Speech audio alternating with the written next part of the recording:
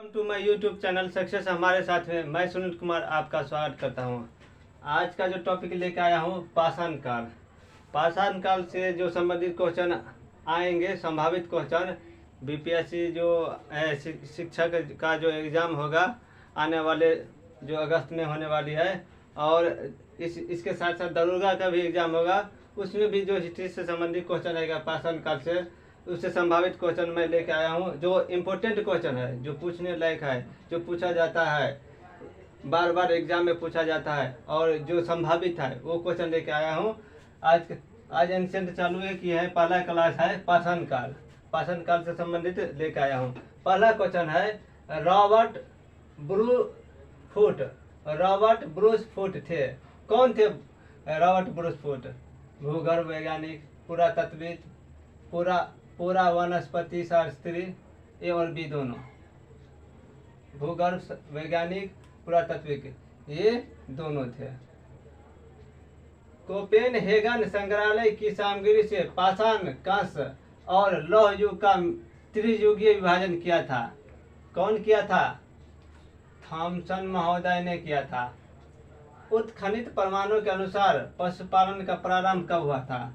उत्खनित हुआ है जब होगा, जैसे क्या कहते हैं, जैसे महदहा, लोथल, मतलब सब काल में हर तरह के उत्खनन किए। सब अलग अलग जो वैज्ञानिक है, वो हिस्टोरियन है, जो उत्खनित किया है अलग अलग समय में। तो उत्खनित प्रमाणों के अनुसार पशुपालन का प्रारंभ कब हुआ था? कहाँ से पता चला कि पशुपालन है? कब पता चला कि पशुपालन है? ये भी पूछ सकता है। तो मध्य पाषाण काल। अब ये भी पूछ सकता है, मध्य पाषाण काल में कहा, नव पाषाण में कहा, तो ये भी पूछ सकता है, इसलिए याद रखिएगा।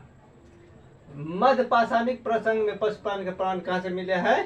तो आदमगढ़ से। देखिए क्वेश्चन है, मध्य पाषाणिक प्रसंग में पशुपालन के प्रमाण जहाँ मिले वह स्थान थे आदमगढ़। आदमगढ़ से पशुपालन के प्रमाण मिले हैं। निम्नलिखित में से किस स्थल से हड्डी के उपकरण प्राप्त हुए हैं? किस जगह से हड्डी के उपकरण मिले हैं? काकोरिया से, महदहा से, सायनहर से, या ए और बी दोनों से? दोनों से, महदहा से भी और सायनहर राय से भी हड्डी के उपकरण प्राप्त हुए हैं। हड्डी से निर्मित आभूषण भारत में मध्य पाषाण काल के संदर्भ में प्राप्त हुए हैं। कहाँ से प्राप्त हुए हैं? हड्डी से संबंधित आभूषण, हड्डी से निर्मित, जो हड्डी से बने हुए आभूषण, वो कहाँ से मिले थे? सायनहर राय से, महदहा से, लेखहिया से, और ए और बी दोनों से मिले थे। सायनहर राय से भी और महदहा से भी मिले थे। एक ही कब्र से 3 मानव कंकाल निकले हैं।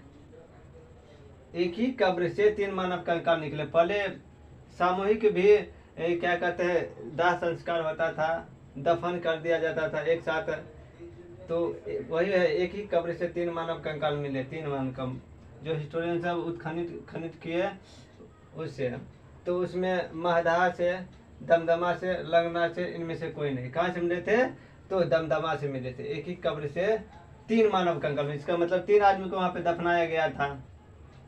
खादानों की कृषि सर्वप्रथम किस काल में आरंभ हुई थी? अब देखिए, खादानों की कृषि, खादान मतलब खाने वाला चीज, जो कृषि है वो कब से, किस काल से आरंभ हुई? तो नव पाषाण काल से हुई थी। खादानों की कृषि किस काल से हुई थी? तो नव पाषाण से। भारत में मानव का सर्वप्रथम साक्ष्य कहाँ मिलता है? अब बताइए, मानव का साक्ष्य सर्वप्रथम भारत में जो मानव का साक्ष्य मिला, जो भी हो, मानव कंकाल हो, हड्डी गुड्डी, इतना दिन से तो हड्डी गुड्डी मिला हुआ होगा ना।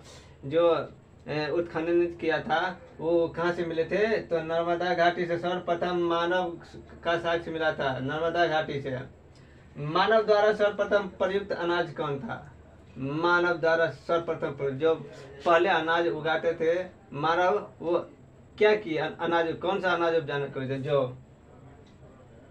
उपजाना सर्वप्रथम चालू किए थे मानव ने। जो भारतीय उपमहाद्वीप में कृषि के प्राचीनतम साक्ष्य कहाँ से प्राप्त हुए हैं? भारतीय उपमहाद्वीप में जो कृषि के प्राचीनतम साक्ष्य कहाँ से प्राप्त हुए हैं?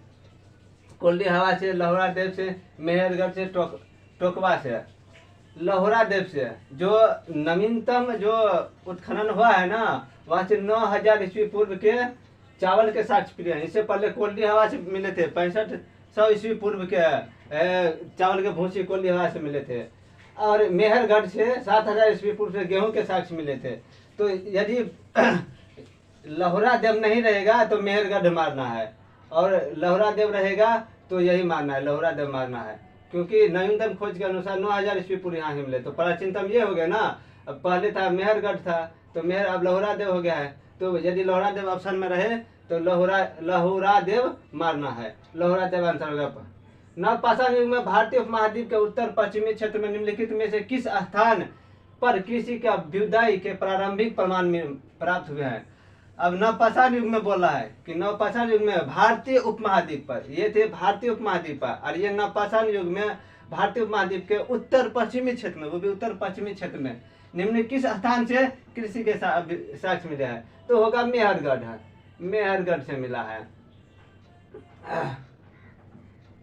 मेहरगढ़। भारत में पशुपालन एवं कृषि के प्राचीनतम साक्ष्य कहाँ से प्राप्त हुए हैं? अब भारत में पशुपालन और कृषि दोनों जो है के साक्ष्य कहाँ से मिले हैं? पशुपालन और कृषि दोनों के साक्ष्य कहाँ से प्राप्त हुए हैं? पशुपालन और कृषि के। तो ये होगा आपको मेहरगढ़, मेहरगढ़ से ही प्राप्त हुए हैं दोनों। उस स्थल का नाम बताइए जहाँ से प्राचीनतम अस्थायी जीवन के प्राप्त प्रमाण मिले हैं।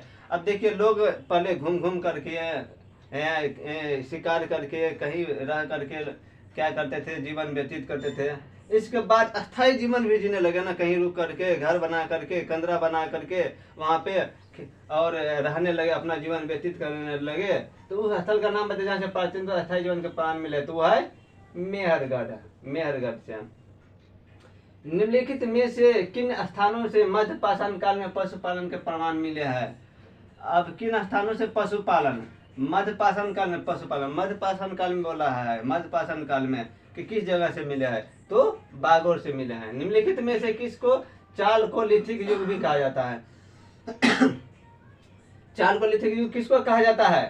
ताम्रपाषाण युग को चालकोलिथिक युग के नाम से भी जाना जाता है। ताम्रपाषाण युग को चालकोलिथिक युग भी कहा जाता है।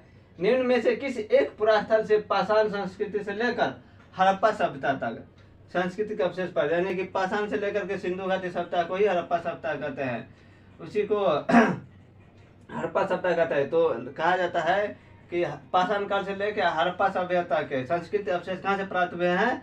तो है मेहरगढ़, मेहरगढ़ से। नवदा टोली का उत्खनन किसने किया था? अब बोला नवदा टोली का उत्खनन किसने किया था? HD संकालिया महोदय ने किया था। नवदा टोली का उत्खनन HD संकालिया महोदय ने किया था।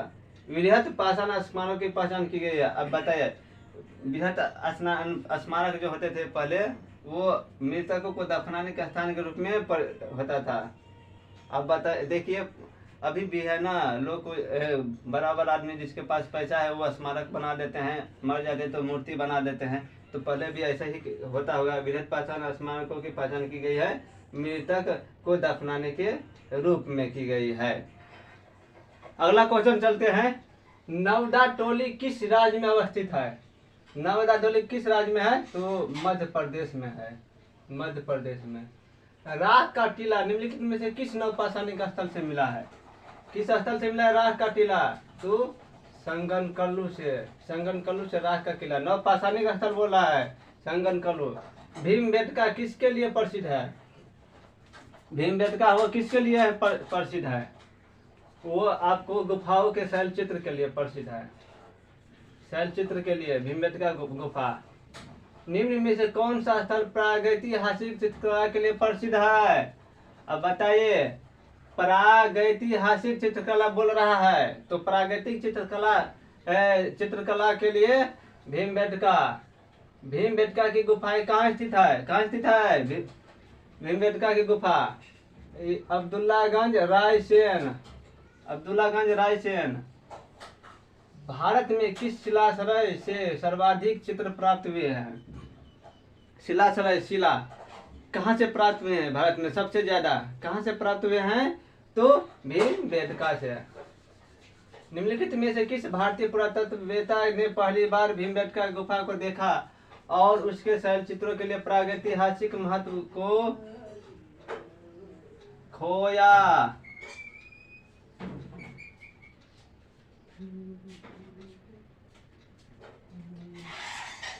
मित्र आपका जूता खराब हो रहा है धूप में।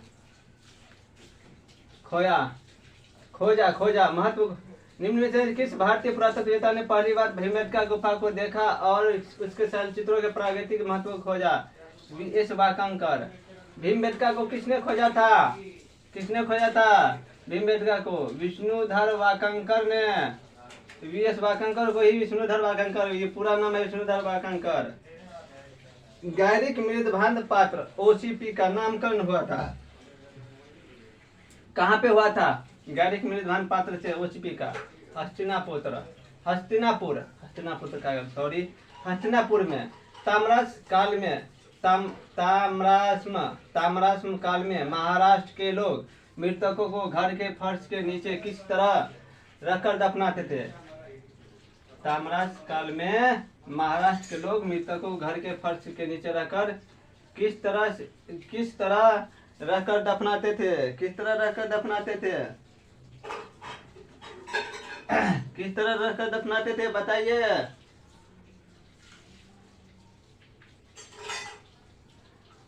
किस तरह? उत्तर से दक्षिण की ओर, पूर्व से पश्चिम की ओर, दक्षिण से उत्तर की ओर, पश्चिम से पूर्व की ओर। किस तरफ? उत्तर से दक्षिण की ओर। ताम्रपात्र काल में महाराष्ट्र के लोग मृतकों को घर के फर्श के नीचे किस तरह रखकर दफनाते थे? उत्तर से दक्षिण की ओर। निम्नलिखित में से किस स्थल से मानव कंकाल के साथ कुत्ते का कंकाल भी सावधान से प्राप्त हुए हैं? निम्नलिखित में से किस स्थल से मानव कंकाल के साथ साथ कुत्ते का कंकाल भी सावधान से प्राप्त हुए? किस सावधान से? कहाँ के सावधान से मिले हैं? तो बुर्ज-होम के सावधान से मानव कंकाल के साथ साथ कुत्ते का कंकाल भी मिला है। निम्नलिखित में से किस स्थान पर मानव के साथ कुत्ते को दफनाया जाने का साक्ष्य है? दफनाए जाने का किसके पास? स्वाभाविक सी बात है, जो कंकाल मिला तो यही होगा बुर्ज-होम। दोनों का मानव के साथ कुत्ते को दफनाए जाने का साक्ष्य मिला है तो बुर्ज-होम, क्योंकि यहाँ भी देख रहा है कि कंकाल मिला है दोनों के, मानव के साथ और कुत्ते को दोनों एक साथ। गर्त आवास के साक्ष्य प्राप्त हुए हैं। गर्त आवास के साक्ष्य कहाँ मिले हैं? गर्त आवास के साक्ष्य प्राप्त हुए हैं कहाँ से? गर्त आवास बुर्ज-होम से। विंध्य क्षेत्र के किस शिलाश्रय से सर्वाधिक मानव कंकाल मिले हैं? कहाँ से मिले हैं? विंध्य क्षेत्र के किस शिलाश्रय से? तो लेखहिया से। भारतीय पुरातत्व सर्वेक्षण निम्नलिखित विभागों या मंत्रालयों में से किसका संलग्न कार्यालय है? कहाँ पे है? किसका है? हाँ, भारतीय पुरातत्व सर्वेक्षण निम्नलिखित विभागों में से किसका संलग्न कार्यालय है? तो संस्कृति का। भारतीय पुरातत्व का जनक किसे कहा जाता है? भारतीय पुरातत्व का जनक किसे कहा जाता है? अलेक्जेंडर कनिंघम महोदय को कहा जाता है। राष्ट्रीय मानव संग्रहालय कहाँ पर है? राष्ट्रीय मानव संग्रहालय कहाँ पर है? तो भोपाल में है। प्राचीन भारतीय इतिहास जानने का साधन क्या है? प्राचीन भारतीय इतिहास जानने का साधन क्या है?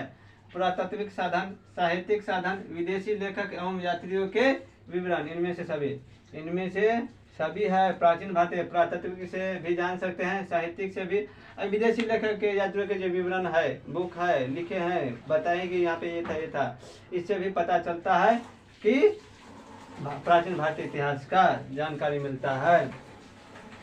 तो पाषाण काल से संबंधित इम्पोर्टेंट जो क्वेश्चन था वो लगभग मैंने दे दिया है आप लोगों को। हमको लगता है कि इससे ज़्यादा हमको नहीं आना चाहिए। संभावित क्वेश्चन है, संभावना है, हम तो क्या कहते हैं, भगवान तो नहीं है जो वो सेम टू सेम क्वेश्चन देंगे जो एग्ज़ाम में है।